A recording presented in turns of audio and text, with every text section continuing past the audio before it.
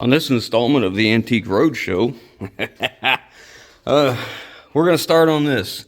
Last video I talked about the fact that when I was away, this truck developed a leak in the power steering hose, so the owner had the driver replace all the power steering hoses.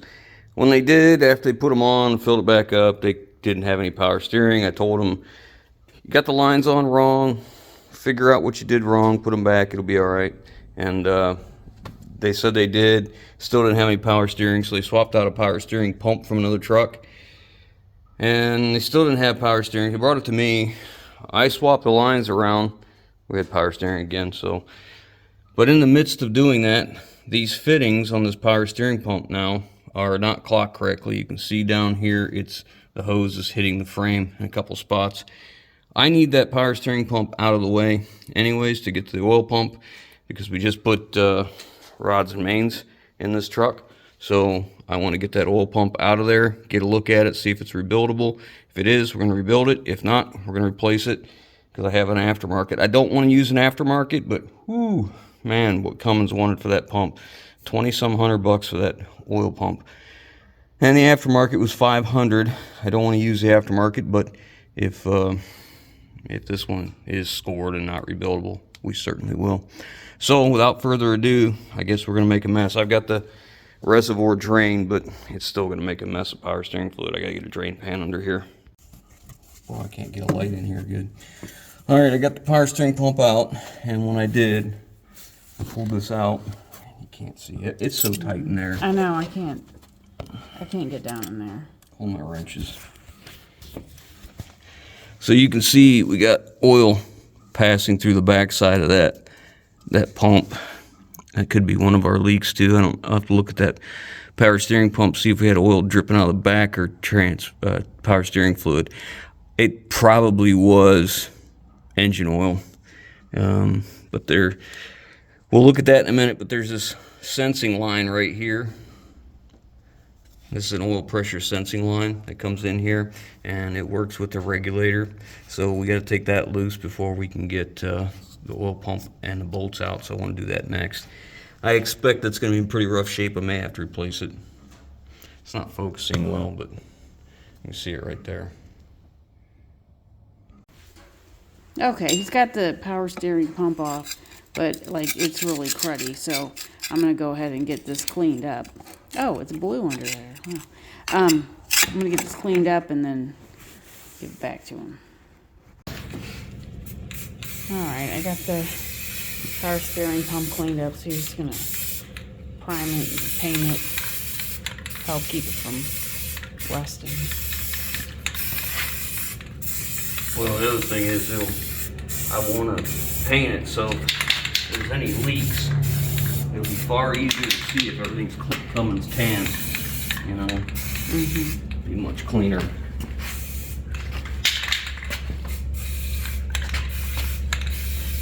All the fittings were leaking on this too, so I'll take advantage of it. We'll reseal everything.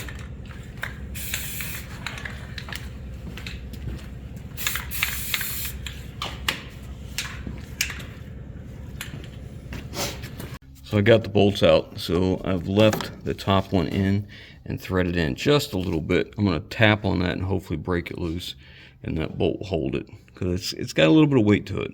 So this is the oil sensing line that works with the oil pump. It comes off the side of the block and goes into the back of the pump, and that helps to regulate the pressure so the pump knows what to do.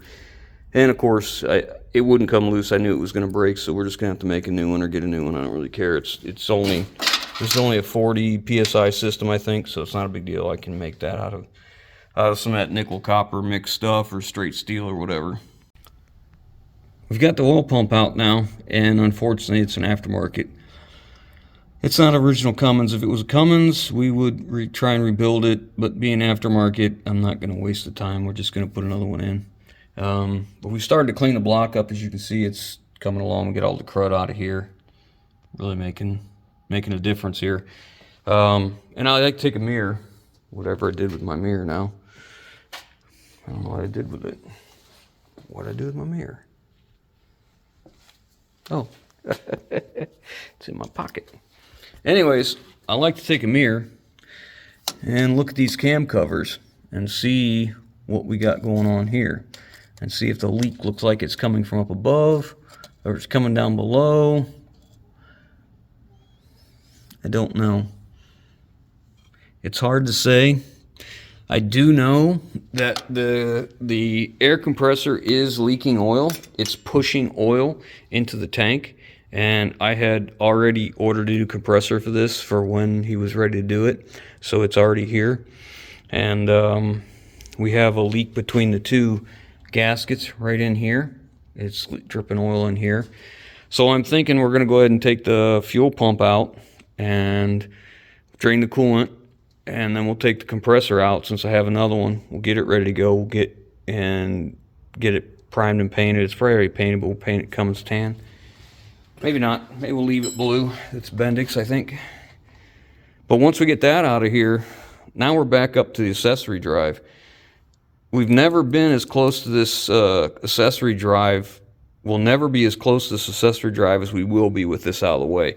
And it's, with the oil pump and power steering pump out of the way, getting this air compressor out is much easier because I can get a wrench up underneath here to that one bolt that's difficult. So I'm wondering if I should go ahead and just take this stuff off, and then we can get to the accessory drive. Because you remember, I showed in the previous video how the accessory drive is worn, and it's allowing the pulley to kind of walk crooked in the belts, walking crooked in the pulleys. And that's probably because the bushings inside are worn, and it's letting that thing kick like this a little bit. So if it's not running parallel, then it can let it walk like that. So if we take that off, then we're right there where we need to be to get to this accessory drive. Oh, look at that. Somebody's Healy coiled that and that. Nice. And then if we get to that point, we're like, well, maybe we need to look at the cam covers and see if they're leaking, or if we should just go ahead and be proactive and just reseal those as well, because we're going to be right here. Man, there's a lot of gum up down there. We'll never be as close to that as well as when that's out, because then all we have to do to get to the last one, maybe I may have to drop the starter, but that wouldn't be horrible. And we can clean the block up real nice. If you don't know, the gaskets on these rocker covers are different thicknesses, and based on that thickness, it changes where the rocker rides on the cam, and it changes the timing. So if you take them apart, you got to measure all of them and then replace them with the same thickness as what was in it to begin with. So I'm not sure what I want to do, if I want to go any farther. He doesn't really want me to, but if I mean, this is smart because we need to replace this anyways. If I go ahead and replace that, it saves us a ton of time having to take all this back off and take this stuff out. It'd be more aggravating. So I think it's a smart move to do this. It's just not a good financial move because, you know, I've already burnt through his money that he has. The parts ate all that up. The first order of parts actually ate that up pretty quick. So it is what it is. I guess I'm going to go wash my hands, have some lunch, and think about what I'm going to do. So it's been a few days. I went ahead and took care of the pyrometer. I've got it all wired in. It's in the exhaust. The gauge is in. And I did all the wiring behind the dash, and I got the headlights handled, so all that's knocked out. We don't touch that. So I was talking with the owner about this, and it's been a few days, and he's out of money. I have spent all the money he has on the work we've done so far. So he was saying put this back together because he's out of money, but I told him, I said I would much rather repair all this and have it done and then wait for him to pay me back what I have to spend to do it later than to put this back together the way it is. So he agreed. So what we're going to do is take the pump off, the fuel pump. We're going to take the air compressor out. We're going to take the accessory drive out. We're going to repair it, because I believe either the thrust washer that's here or here, there's like one on either side of the housing, and then there's a bushing in between. Either one or all of that is worn or damaged and causing this. So this can move out or it can pitch. So we're going to fix that. And when we got all that out, I'm going to pull these rockers out, because we've got the I'm going to pull these cam covers off, which have the rollers, the cam followers on there. We're going to pull them out, reseal all that because all the top end's apart. So I got the coolant draining. We're going to replace this. We have to get the coolant down to this level. I was only going to drain it this far until I saw what come out for coolant. So when I started draining this stuff out, I thought, you know, there's no better time to flush this coolant than right now. We have a new filter for it, so we're just going to go ahead and drain the radiator, drain the block, and we're going to replenish this with fresh coolant. Now we're going to start taking that apart. I feel so much better now. We're going to fix this the way it should be fixed, not just ignore it. That's much better. So let's get over there and get to work. That pipe's pretty rough. We'll see if it's still available. Yeah, it is pretty rough. I don't know if it's available. We'll replace it. Of course, we're going to replace them hoses too.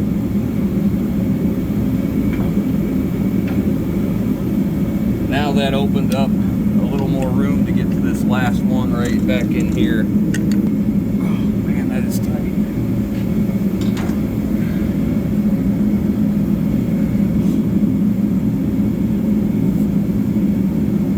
Oh my God. I always wondered when you would use those bendy wrenches, but now I know.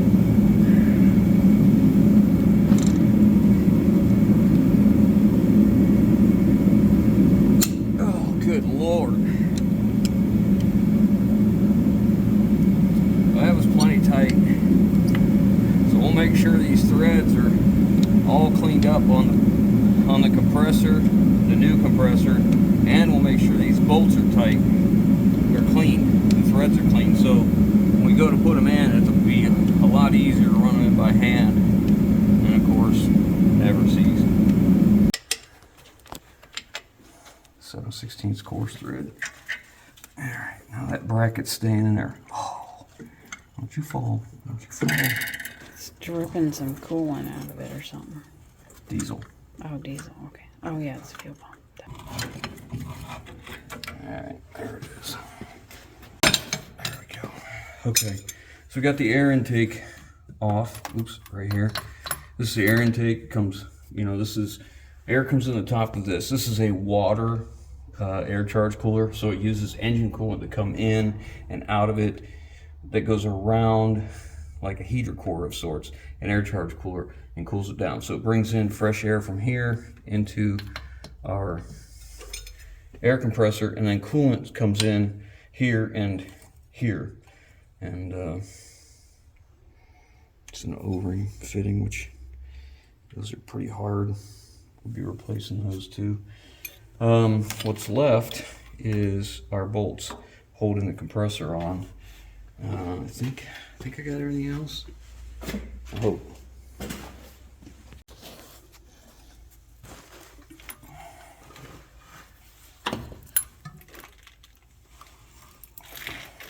Look at that coolant. It's disgusting.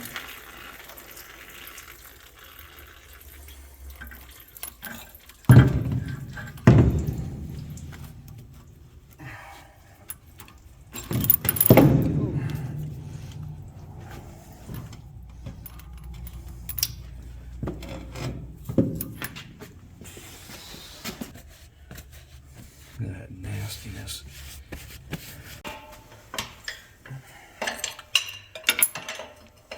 Next, I got to get the belts off.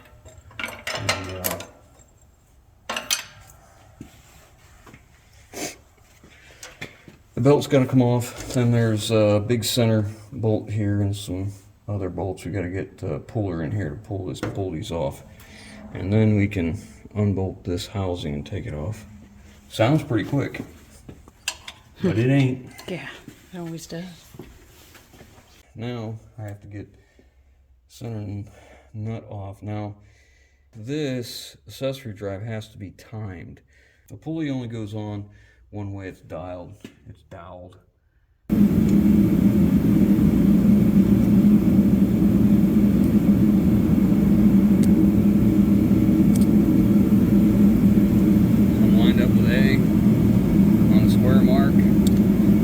Out a lot of the guesswork looking at it like this, it's okay, but if you look this way, it's not, this way, it's not. This gives me a nice accurate mark to go by. And then I'll just put A here.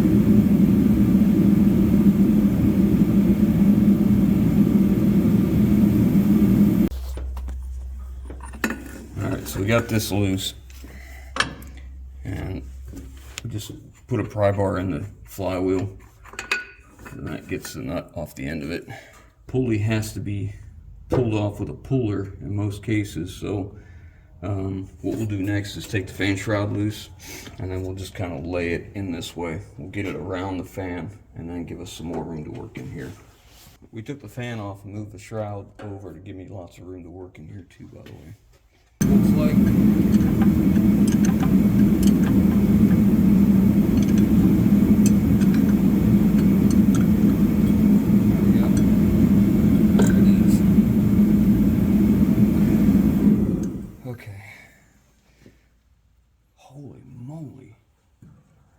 holy moly. That looks worn.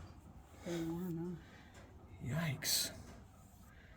Yikes. It's even got a repair sleeve on it. Look at that. You see it? Mm-hmm. Wow. And that seal's really not leaking that bad.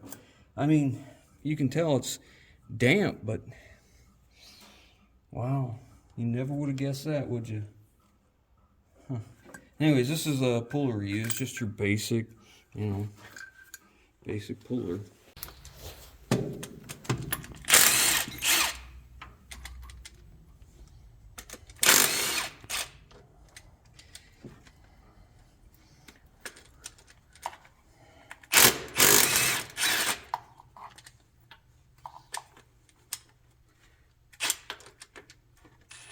Come on. I have to get a wobble extension there. I don't know if I can get that on there. There it is. I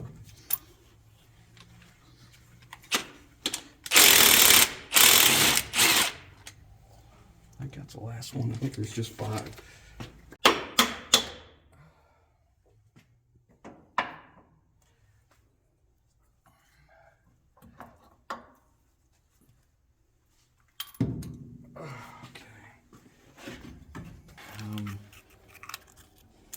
Gaskets are all hard and brittle.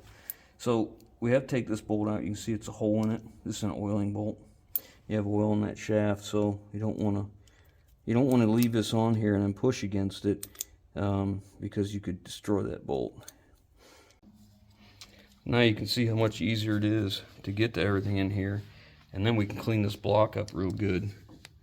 I don't know if that gasket was leaking at all. May or may not have been. But there's so we can see our timing marks. That's cool. See the bushing there in the cover. I bet you we need to put a bushing in that. It doesn't matter if we need to or not. We're here, so we're definitely going to push it in. You can see here that seal isn't really all that wet, but if you look down here, it certainly has some buildup. But look at what's interesting is look at this. I don't think this is from us taking that off, because we wouldn't have went closer, because we pulled the pulley off before we took the accessory drive out. So I wonder if that's where it had touched before. You can see that looks like it's been wearing on there, but it hasn't touched that bolt. It's kind of weird. So there must have been enough play in that it was cocking this way and touching here, but not touching here. So, you know, there's our problem. The bushing that's inside that front cover, we're going to push that out and put another one in as well. Putting the accessory drive in the press, you know, my old homemade press, and I'm going to try and press this gear off of here and see if we can find out what's going on with this thing. See if I need to just rebuild it or if I need to get another one.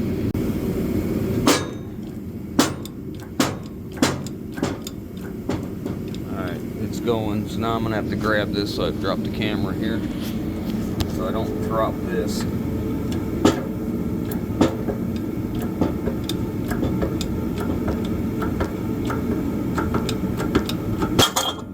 we go.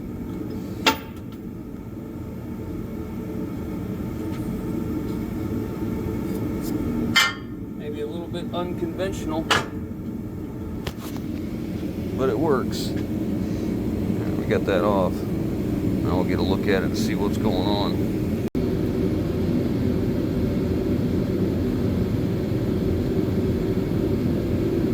Doesn't look too bad.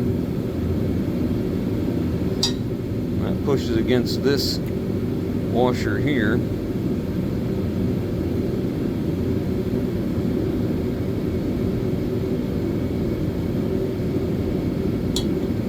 And there's a thrust washer down in here.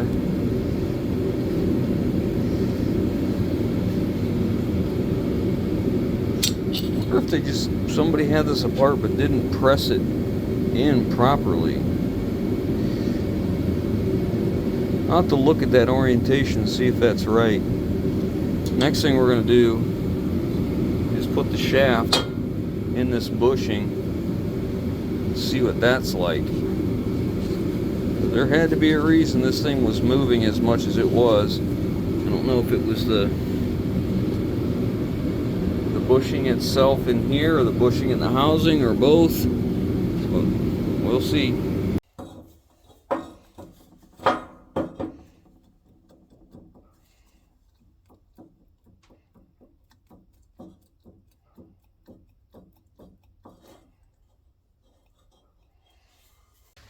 So it took some time, and I measured everything and compared it to the specs, and I really haven't found anything as far as this part that was bad, but after figuring out what the max inside diameter of this, I mean, you know, when it wears, it gets a wider gap here, and on the shaft, when it wears, it obviously gets smaller. So what I was able to find out is not only is there a misprint in their book, because they have these two backwards, it's laid out wrong, but what I found was their spec was max is 11,000, 10 or 11 thousandths. I think it's right at 10 thousandths with the best math I can do. And what I found with where we're at with this is 4 thousandths too big, this is 2 thousandths too big, this is however many thousandths too small. So we end up being 4 thousandths oversized, too much clearance. Looks like the spec is 10, so we're at 14. And over here, the spec, when it all measures out, looks like clearance is supposed to be 11, and we've got 15, so we're 4 thousandths over. And those are the max. I mean, that's the most allowable clearance you can have between the shaft and the bushings themselves. So I guess where we're at is this is too small. Now is 4 thousandths and 4 thousandths, is it enough to make us replace that shaft? Well, if you want it right, yeah. I mean, it tells the same story too. When you look at these bushings, they tell the same story. So I don't know.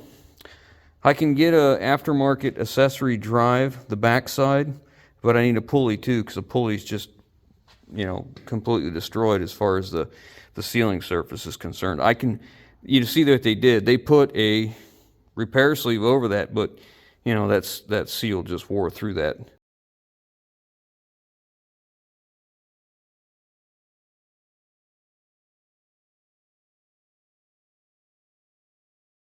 Where it's been run a long time damaged, that's for sure. So I'm gonna go look, see what we can do, see what the best thing is. This kit isn't expensive. If I can get that shaft, I can press this off, I think, and then heat it back up, and you know, set it. You can heat that up to about 400 degrees and then slide it on. But I guess that's where we'll leave it. I'll see what we're gonna do from here, and I guess we'll know in a little while. Making headway here. So the next thing we got to do is get this starter out of here. It may come out of there. That cam cover may come out without the starter being taken out, but it's pretty grimy underneath there, and I would really like to get it all cleaned up. So we got to take all the cables loose. We got 3 positive here. I like to take a picture of it so I can see what it was when I go to put it back together and take these grounds off. Oh, look at that. That's a ground for the solenoid. Not even hooked up. That ain't been hooked up in forever. Yeah, well, we'll make sure we get that in. So you got 2 battery grounds, 1 block ground, and a ground to the starter solenoid. And those should be we should have an actuation wire on here too. I'll have to find. It's in there. So I've started cleaning this all up. You can see, you actually see the flywheel housing now. So to get this out, I gotta take this oil line loose here, and I gotta be careful. I don't want to break that off, so I'll get another one to hold it. But as old as this is, I'll replace this oil pressure line. If I touch it and I think it's gonna be a problem anytime soon, I'm gonna replace it. If I have to work on this later, I can't stand an absolute greasy mess. And I've had guys comment and said, why didn't you pressure wash the engine before you started? Well, because we didn't know we were doing all this. Had I known, I most certainly would have. But, you know, it is what it is. Being we're here, I'm going to take this fitting out too. We'll clean it up and reseal it, because I don't know if it's leaking underneath it or not. But it's not easy to get to later, so I'll pull this out and reseal it. Clean the threads up and all that. Alright, next I gotta get the push tubes out, because they rest onto those cam followers. So we're gonna take them out one by one, and we'll have to inspect them. This is a tube, and these are pushed in the ends, like so. So we got to check them to make sure they're straight, for one, make sure there's no bends. We need to make sure that these ends haven't come loose. Pressed in ends. Cummins procedure is to drop them on the ground. If you hear a ting, that means one thing. If you hear a thud, it means the other. And I think the ting is what I'm after. But you can drop it you can just set them down over there in order, and I'll look at them. Okay, so don't drop it. No, just put up in order. That's the very front one. Okay.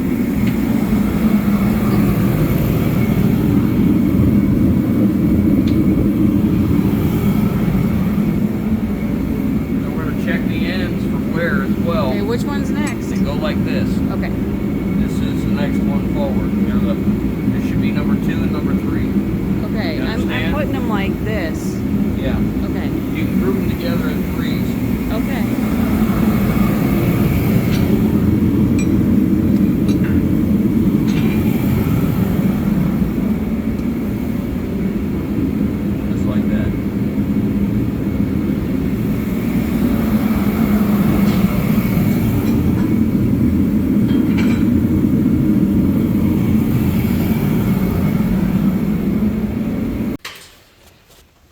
So I noticed when I was laying these out here that this one is like hollow on the end, and I asked him and he said, oh, then the end is missing. And he said that's what he's talking about as far as, inspecting them. So he said it would be down in here, right? Yeah, it'll be stuck in the cam follower. Well, hopefully that's where it's at. I mean, the thing ran good, so when I pulled them up, I probably just pulled it apart. I think it's in this one. How far back is it? You see how you have different sizes? It's the 3rd set back. 3rd set? So yes. It'll be in this one. I just dropped the bolt down in that soup. Man. Yeah, you see that big drain pan we use down there? Because I don't want this mess all over the floor. It's a, homemade drain pan, but yeah, it's pretty It's an old gross. brain tank. I tried to give that thing away to everybody that plowed snow that I could come in contact with, but nobody wanted it, so I just cut it in half. And we just use it as a drain pan now. Well, it works good for something this big. You know.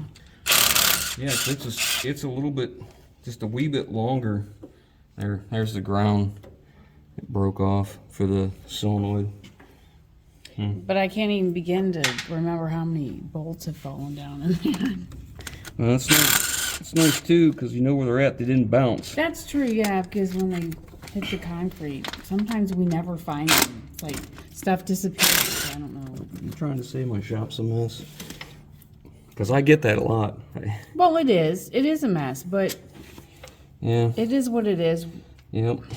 It would take weeks to get it right, organized and cleaned right. And so far, we just haven't had that time. So It doesn't affect my ability to do this work the way I want to. we've straightened it up recently, and you know, it's better. It's more manageable. But yeah, it drives me crazy. I do get comments from time to time from people telling me I need to clean the shop, and I'm like, I really don't. That happens when it happens. All right, just grab a hold of this. I don't want this to pop out. I gotta break the seal loose. You got a little spot up here. You get under. I just don't want to, because I have to measure all these. Go. And she should be ready to pop out of there. Pretty much just getting your arm right now. See, there's a dowel pin right here and right here on each one. You can see this has been beat on before right here. Corner's pretty mangled.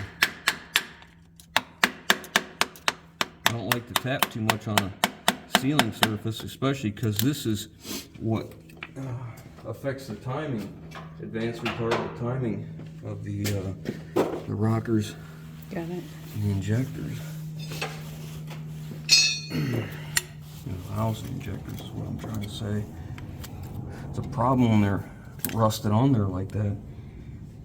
Perfect place for a little bit of, what do we call it? Anti-seize. Okay. Well, you call it never seize, but Yeah. some people have a problem with that. Yeah, so you can see how this roller works. These rollers go onto the cam, so the farther away you bring this, farther away and closer, you can advance or retard the time at which this roller hits the peak of the cam. So we'll have to take these apart and look down in here and inspect them real good. But we're going to lay them out the way they came, so you got to go back in the same way. And you can see we didn't damage anything here. Everything's still flat, no marks, no nothing.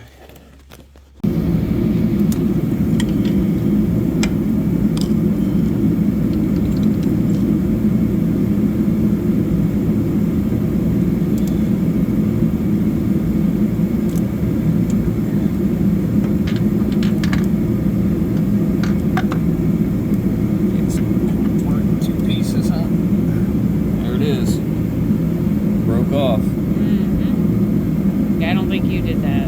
Oh no, no, you can see it's been moving around. So that's where it was rubbing on the cam cover down there. So you can see how it was kind of in a bind too, like it was, the fitting was turned the wrong way. I bet it was leaking and somebody tried to turn it down some more to tighten it up. Fitting that went in the block, but you see it's rubbed there too, so it's a good thing. Good time to replace it. So he had a couple broken off bolts in there, and he went ahead and cut them off and then drilled them out. And I'm just taking this tap, I guess it's called, and just cleaning out the threads after he took them out. So because on the other side, taking care of a couple more bolts that broke off. All right, so I laid the paint to her. I got 4 coats on it, and I went back over and cleaned up all the gasket surfaces. So we should be just about ready to go for reassembly. The cam looked really nice. I was very pleased about that. So this is all done. I tried to clean up the front cover as much as I could get to. You know, I think I'm going to take this coolant line off. We're going to clean it up and paint it as well. It's looking pretty rough. We got a couple other things in the soup soaking to get cleaned up. I looked at all the push tubes. We had the one that was broken. There was 2 others that were on the injectors, and then there was one on the valves, intake valve, that was questionable. When you drop them, you know, they're supposed to make a certain sound. If they don't, then, you know, it's probably bad. Probably the pressed in ends are coming loose. So I ordered those up. Cam covers, all cleaned up and painted. Those are just about ready, almost dry. That's the power steering pump, which I don't know if we covered that before, but we cleaned that all up. Oil pumps all primed and painted, both of them, all the bolts. the draft tube that was plugged. This was one of our leaks. It was plugged and it was rubbing because nobody put it back in the clamps where it belonged, and it was pouring out right there on the side of the block. There was like a stream where it was. More bolts, got them all cleaned up a little bit ago, primed them. That's the other pulley. That's the outer pulley. We have a new inner pulley coming for that accessory drive. So when we get that, we'll paint it all. In fact, I gotta put the accessory drive together. I ordered a new shaft and all the bushings. So we gotta press this gear off because there's nothing wrong with this gear. So we're gonna press this gear off and press it onto a new shaft. And then I've got both bushings, thrust washers, a new seal for the cover, and a new dowel coming, I think. So we're gonna try and press that together. If I can press it together and it works, fantastic. If not, we'll replace it. This shaft is really pretty reasonable. You can buy it aftermarket for right around 80 bucks. It's not a lot of money.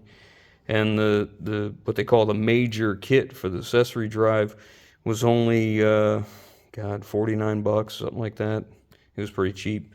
The pulley is like 130 bucks, so not really expensive. The whole unit was right at under 500. So we'll see how that goes. We started cleaning on this now. If you can remember, this was all just as nasty as that head right there. So we sprayed it down with some mineral spirits, let it soak. We took a parts washer brush to it and cleaned it up, and it's starting to come around. I want to get all this cleaned up. You see in here, it's getting cleaned up too. Probably going to take that alternator out of the way, take that battery cable off. So we got some more cleaning to do here, but it's coming along. We'll get the oil filters out, clean up this side of the block as much as we can. I'm probably going to replace this. This drain tube's got quite a bit of pitting on it, and I don't know if it's leaking now, but it's close enough to the end of its life that I think it's time to take care of it. So we're going to get all that cleaned up. I'll poke a hole in them oil filters and drain them, get them out of the way, and then clean behind them. Then we're going to try and, paint as much as we can on this side. So if there is another leak, any other leaks that we haven't fixed, we'll be able to see them pretty easy, I hope. So I think that's where we're going to leave it for now. We're waiting on parts, but I think I have everything ordered. I'm going to get a new oil pressure line made, and I can't put that in until everything's back together here, but that's where we're at. We'll stop here and we'll pick up once we get some more parts and we start assembly. If I can't get this thing pressed together, this accessory drive, and it be what I need it to be, I'll just order an aftermarket accessory drive. I won't be too upset about the amount of money I spent. If nothing else, it'd be, I never pressed one apart and pressed it together. We just bought aftermarkets, but it could be just a learning experience, I guess.